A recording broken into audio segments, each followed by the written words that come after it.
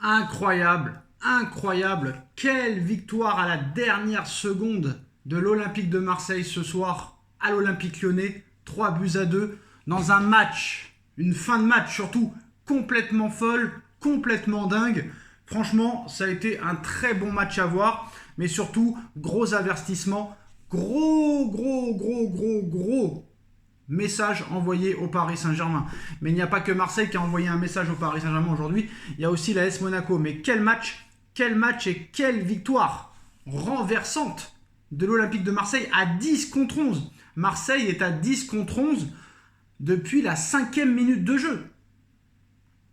Marseille concède un penalty raté par Lacazette et arrêté par le gardien de l'OM. Malgré tout ça, Lyon finit par ouvrir le score. 1-0, mais Marseille n'arrête pas de jouer. Marseille continue d'y croire grâce à leur incroyable entraîneur Roberto Di Zerbi qui y croit encore, très clairement. Pourtant, c'est l'ancien Marseillais Kaletachar qui ouvre le score à la 53e minute de jeu. Mais Marseille ne rompt pas. Marseille continue d'y croire. Et Marseille par Paul Lirola qui rentre en jeu. Changement décisif de la part de Roberto Di Zerbi. Et Lirola qui permet à Marseille sur une passe décisive de Luis Enrique qui fait un début de saison complètement incroyable, qui permet aux Olympiens de revenir à un but partout. Et 13 minutes plus tard, Garcia sur une passe décisive en plus de ça de Lirola. L'entrée en jeu de Lirola a complètement fait basculer le match. Lirola, passeur décisif pour Garcia, 2-1 pour l'Olympique de Marseille, à 10 contre 11 depuis la 5e minute de jeu, qui trouve l'essence, le courage d'aller mener au score, de revenir au score et de mener 2-1 à 8 minutes de la fin. On se dit que Marseille fait l'exploit. Marseille va réussir l'impensable, gagner à Lyon 2-1 après avoir été à 10 contre 11 tout le match, après avoir concédé un penalty. Tu te dis, il peut rien arriver aux Marseillais, mais à la 94e minute, Ryan Cherki égalise à 1 minute de la fin pour l'Olympique Lyonnais. L'Olympique Lyonnais, au bout du bout, qui réussit, grâce à Ryan Cherki, à arracher le point du match nul et arrive à égaliser à 2 buts partout. Tu te dis, c'est terminé, il reste 30 secondes à jouer. Et on voit en plus de ça que sur l'engagement marseillais, l'Olympique Lyonnais va vite presser pour essayer de gagner 3-2. Et finalement, sur une frappe enroulée, pleine lucarne, incroyable, 1 minute après l'égalisation de Cherki, à la 95e minute de jeu, Rove, l'attaquant anglais, permet d'une frappe incroyable, d'un enroulé digne d'un joueur de Thierry Henry à l'époque, permet à Marseille d'aller s'imposer 3-2. Match complètement incroyable, fin de match complètement incroyable. Et réellement, le courage, la combativité de l'Olympique de Marseille ce soir, on est obligé malheureusement de l'avouer, elle a été complètement incroyable. Marseille, au bout du courage, au bout du suspense, au bout de leur force mentale et leur force physique, tout le match à 10 contre 11 a réussi à revenir, à mener, à se faire revenir et jusqu'au bout à y croire et finalement s'imposer 3-2. Comme quoi dans le football, rien n'est impossible. On nous dit que le Barça ça a été compliqué contre Monaco parce qu'ils étaient à 10 contre 11 tout le match. Quand tu veux la victoire, quand tu fais tout pour l'avoir, et puis Roberto Di Zerbi, il n'y a rien à dire. Le mec il fait rentrer Lirola, buteur, passeur, il fait rentrer Rové, buteur. Quand tu as un grand entraîneur, tu as un grand entraîneur. Et Marseille a toujours eu des grands entraîneurs. Malheureusement, Marseille n'a jamais été capable de les garder. On pense à Bielsa, on pense à Guéretz, on pense à Sampaoli, on pense à Tudor et maintenant à Roberto Di Zerbi.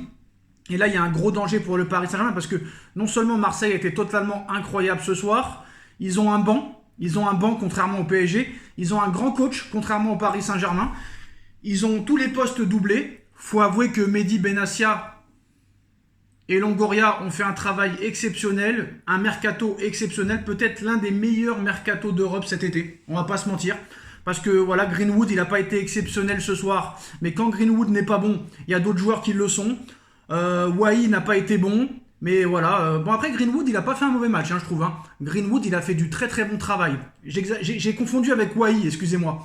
Wai a fait un match catastrophique, pardon, j'ai confondu Wai et Greenwood. Wai a fait un match catastrophique, Greenwood a été peut-être l'un des meilleurs du match avec Gondogbia. Bravo à De Zerbi d'avoir trouvé Gondogbia en défense centrale.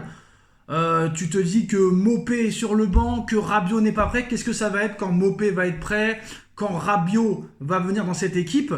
Marseille est plus qu'un candidat sérieux au titre. Et quand tu vois le PSG hier contre Reims, quand tu vois le Paris Saint-Germain contre Gérone mercredi dernier, là tu peux réellement t'inquiéter. Honnêtement.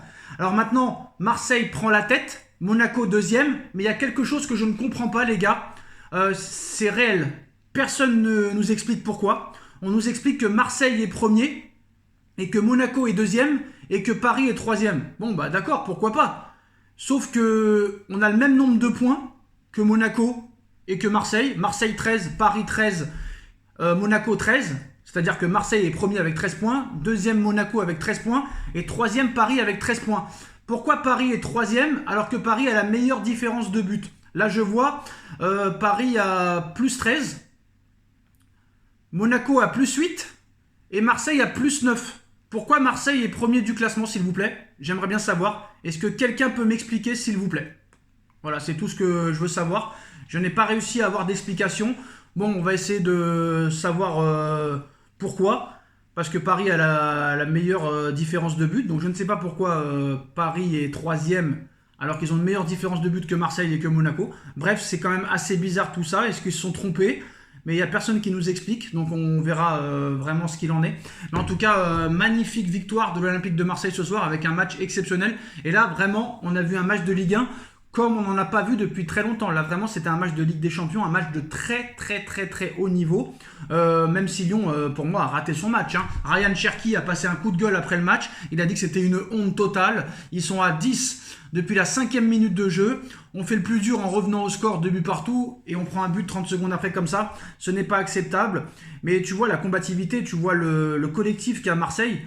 Franchement, c'était incroyable. Bon, bah, comme d'habitude, il y a eu des échauffourées après le match. On a vu Mehdi Benassia qui était furieux contre l'arbitrage à la mi-temps, qui a dit qu'il fallait apprendre à nous respecter. Bon, après, il y a main, il n'y a rien à dire, mais bon, le karma. Il y a aussi le gardien marseillais qui a fait les arrêts au bon moment. Ça aussi, c'est important. Bah, ils ont un bon entraîneur, ils ont une belle équipe, ils ont un bon directeur sportif, ils ont un bon président, ils ont un bon stade, ils ont un bon supporter, ils ont un bon coach. Bah voilà, c'est tout ce que le Paris Saint-Germain n'a pas à l'heure actuelle. On va pas se mentir. Voilà. Et c'est dommage que pour eux qu'ils n'arrivent pas dans la durée à perdurer parce que les 3 quarts du mercato à chaque fois c'est des joueurs en prêt. Mais là il va y avoir gros danger pour le Paris Saint-Germain parce qu'avec le calendrier qu'a Paris et Monaco, je pense que Paris est en grand danger. Paris n'a pas réellement un gros collectif cette année. Il n'y a pas de doublure à Nuno Mendes, il n'y a pas de doublure à Hakimi, il n'y a pas de réel buteur dans cette équipe. Donc ça va être très compliqué pour le Paris Saint-Germain, alors que Marseille, eux, ont un match par semaine seulement. Donc ils vont être focus à 1000% sur la Ligue 1. Donc attention au Paris Saint-Germain qui veut toujours faire les mêmes choses, à toujours vouloir prolonger trop tôt, tout ça et tout. Moi je pense que là, quand tu vois Roberto Di Zerbi là, ce soir, et depuis le début de la saison, bah, il donne une leçon de coaching à Luis Enrique. Honnêtement, là ce Hechberg au milieu de terrain, il est impressionnant. Gondogbia, il est impressionnant. Rashford, Greenwood, il est impressionnant. À 10 contre 11, tu renverses l'OL comme ça. Et message à monsieur John Textor qui a dit qu'il allait botter le cul au Paris Saint-Germain, que Lyon allait être champion de France. Déjà, essaye de rester en première division, ce sera déjà pas mal. Mais voilà, Marseille qui climatise le Groupama Stadium. Marseille à 10 contre 11 vient gagner à l'Olympique Lyonnais alors que Marseille était à 10 contre 11 tout le match. C'est complètement impressionnant. Par contre, j'ai un gros message les gars. Essayez de m'expliquer, est-ce que les règles ont changé? Je ne sais pas. Parce que là, tout le monde a 4 victoires, tout le monde a le même nombre de matchs nuls. Paris a une meilleure différence de but que Monaco et que Marseille. Pourquoi Paris se retrouve 3e alors qu'il a un meilleur classement au goal average que Marseille et Monaco? Pourquoi Paris est 3e? Là je ne saurais le dire.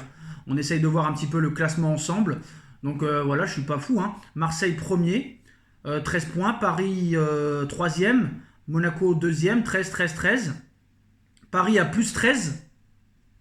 Monaco plus 8. Marseille plus 9. Pourquoi Paris n'est pas premier? J'aimerais bien le savoir. Voilà les gars, on like, on partage, on commente, on s'abonne. Et on se retrouve très vite pour une nouvelle vidéo. Tchuss.